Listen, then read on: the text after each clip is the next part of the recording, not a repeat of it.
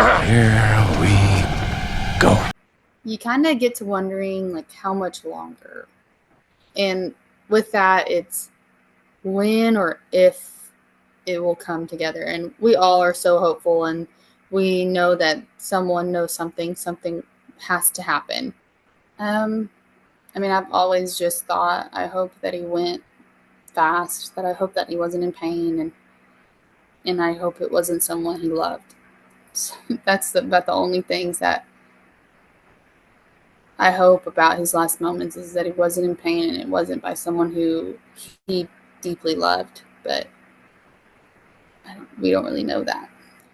I think our sympathy for those people has kind of left. I think that we are so tired and fed up with all of this already. And I get, a year is a long time, a year is a short time too. Does it make sense? Like, I know you can look at a year two different ways, but I know our sympathy for whoever knows something, it's non-existent. They've had plenty of time, and I don't know if they're scared or they feel like they're getting away with it, whichever way they look at it. But man, I wish that they would talk now, because if we have to catch you, people should realize that our family has worked this hard to find them, that imagine having to push for them to get the punishment they deserve. So I hope that they hurry up and talk. I just hope that it would get over. I pray every day that the Lord will just reveal something to our law enforcement, to us, that we can put this behind us and we can work towards a new goal. How is everyone? I hope you're all well. It's Friday. It's Friday, and we made it to the end of the week. And this is video one of, I have no idea. It's just video one at the moment. So let's get straight into the meat and potatoes. You just listened to Madison Rawlings. That is the sister of Noah Presgrove.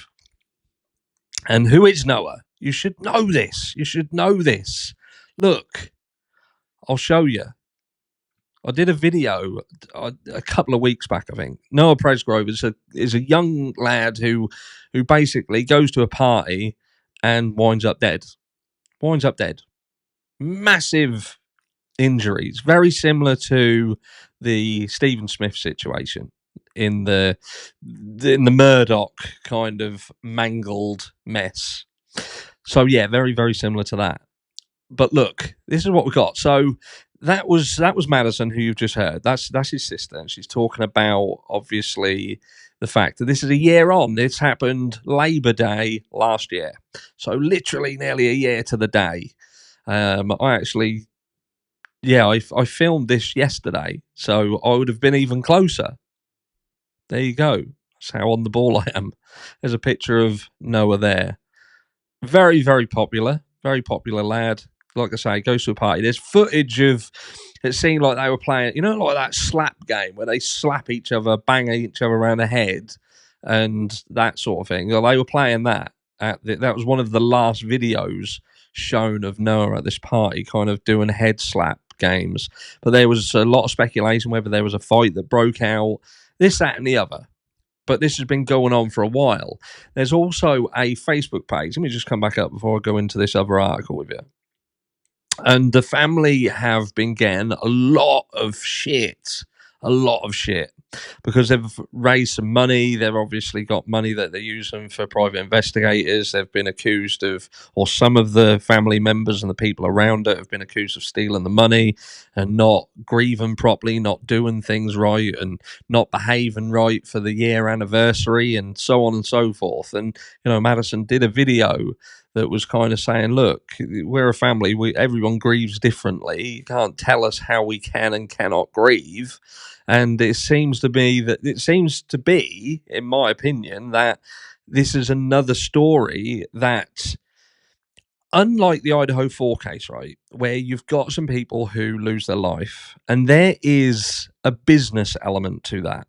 The fact that this happened, the Idaho 4 case happened just off a university campus in an area that depends heavily upon the acquisition of students into that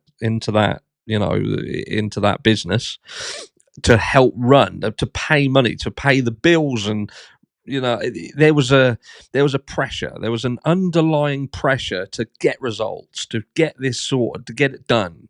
The university got the $1 million grant to help and get involved, and they were managing it, and they ended up getting hold of the house where it happened, and they flattened that fucker and went in, made some memorial garden that looks like it cost about 50 grand, and they've said that cost nearly $1 million.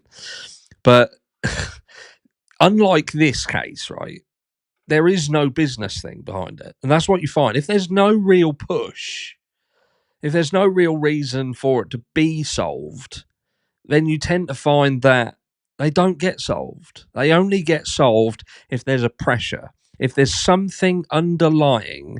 And case in point again, the Madeleine McCann case. Look at the Madeleine McCann case. There are other children who have gone missing in very similar circumstances. Is it Ben Needham? Have I got that right off the top of my head? I'm getting old. I'm 44. I can't remember everything off the bat. But, there are other children who have gone missing all over the world.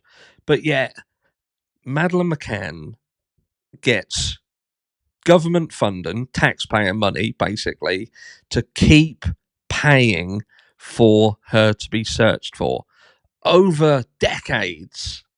This is over a decade. What is it, 16 years? Something like that. I don't know. Around that sort of figure. But to the tune of millions, because there's got to be some underlying situation whereby they have no choice but to do something. Has someone got someone over a barrel somewhere?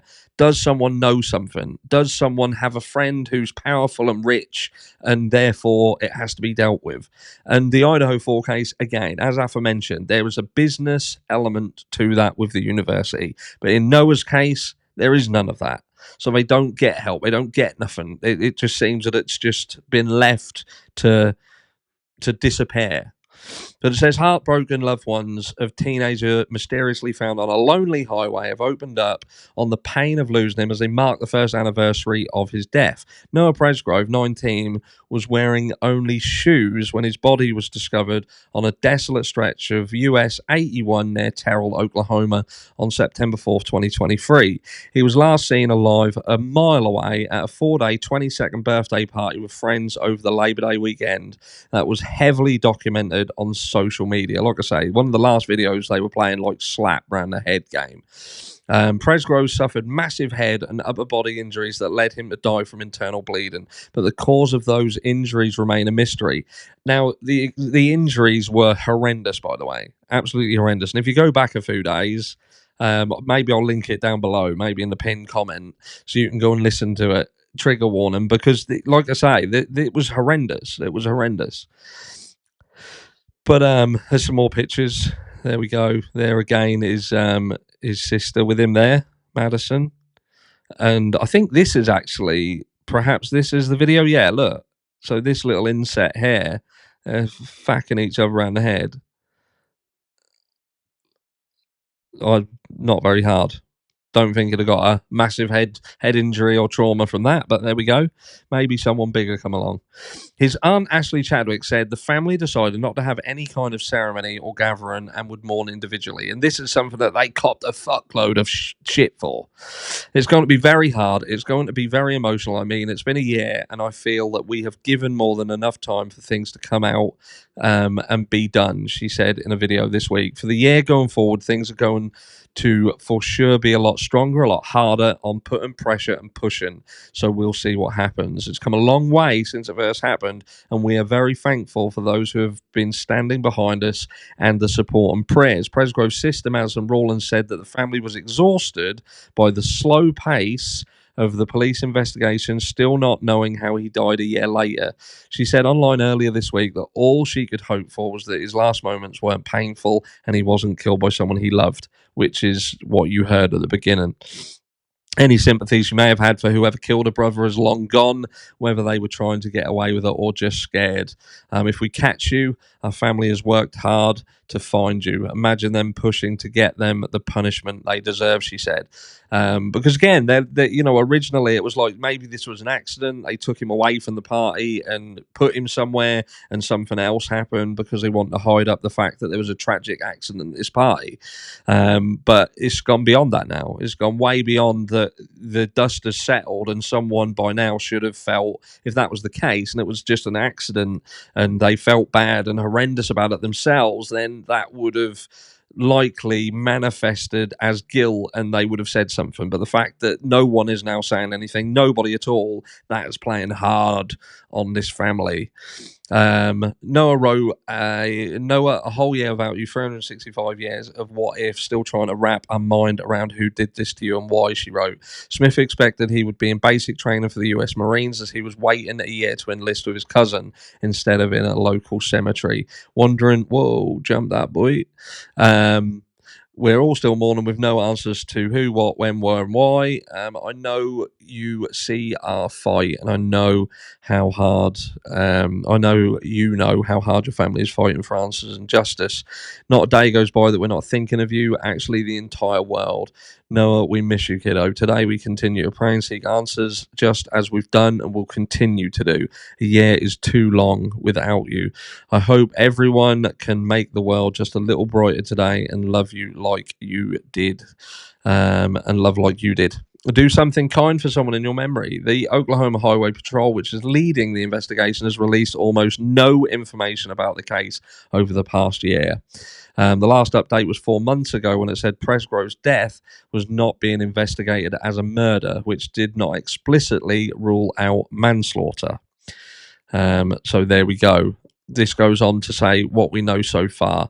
Presgrove's cadre of close pals, still raging well into the Sunday night, consistently claimed they had no idea how he died, if they were even awake when he did. But leaked texts and unearthed social media comments show chaotic and constantly shifting, competing narratives that have fueled sinister rumors that turned the little town of the Texas border into a tinderbox. The rough series of events that emerges is that after 2 nights on particularly heavy party, and Presgrove and several others took an ATV for a drunken spin and flipped it. No one was hurt, but he was dirty enough that 2 of his friends gave him a shower, and he changed into a different pair of shorts and argued with the birthday girl about whether he could sleep in her bed. After being told no, he wandered off to clear his head and wasn't seen again until a passing motorist spotted his body and called 911 at 5:53 a.m. After being told no, reading that again. But the details are very much in debate, as is whether Presgrove was killed, where he was found, or even left the party alive. And that is Avery in the picture. That's whose birthday party it was. So there we go.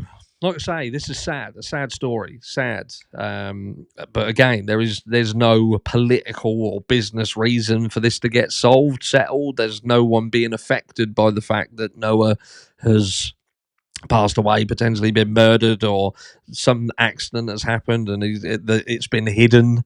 It doesn't affect anybody of any importance. It just affects the family. And sadly, we see it time and time again, as aforementioned, when there isn't any political or powerful person or persons or entity behind it, seldom do we see a result, and that has got to change.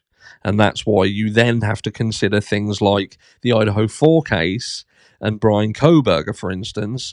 You have to wonder whether, if that had have happened somewhere else, would there have been the same outcome? If there wasn't the pressure to find somebody and pin it on, sorry, Freudian slip, and to find who did this, would they have ever actually concluded that it was Brian Kohberger? Would they have felt that there was enough evidence by what they're pushing out to us that it is indeed him? Who knows? Let me know down below. Keep your eyes peeled, because there's bound to be more videos today. I just don't know yet. Have a fantastic Friday.